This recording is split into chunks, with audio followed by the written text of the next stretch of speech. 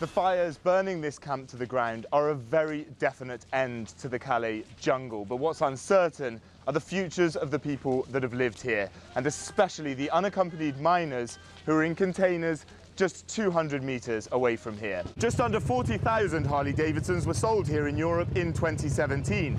This model retails for around $27,000, and the price is going to go up with the measures.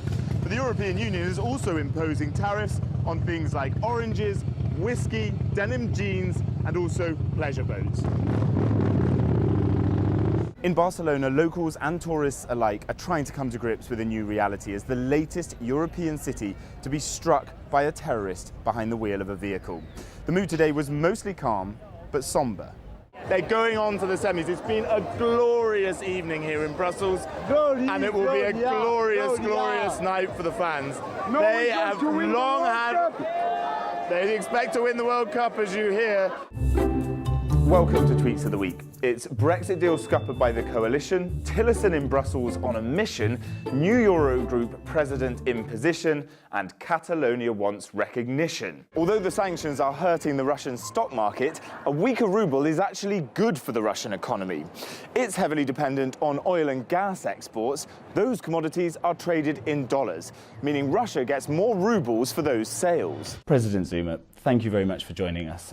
Firstly, I'd like to ask you about the concrete trade steps, the discussions that you've had with the German Chancellor Angela Merkel. We've been really lucky to be granted access to the operating theatre, so it's masks on and in we go.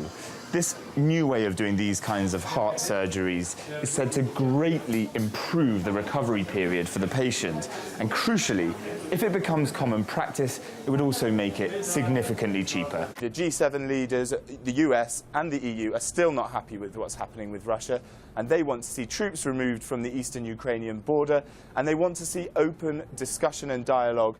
These security forces behind me are blocking the route of the opposition protesters who are trying to make their way down the road towards the National Electoral Council of Venezuela. They blame the National Electoral Council for a delay in the process of a referendum to recall the government. How does it make you feel when people call you a traitor to the African continent? Yeah. I mean, it doesn't bother me because I'm not a traitor. The farmers in many parts of Belgium, including this one, aren't allowed to plough many of their fields to remove weeds because of erosion. They say if glyphosate is banned, there simply is no other option. Firstly, I should introduce myself. I'm Jack Parrock, the Bureau Chief for Feature Story News in Brussels. I'm a journalist. I've covered a lot of refugee issues in my time, both here in Brussels and around the world. And I'm honoured to be asked to join this event.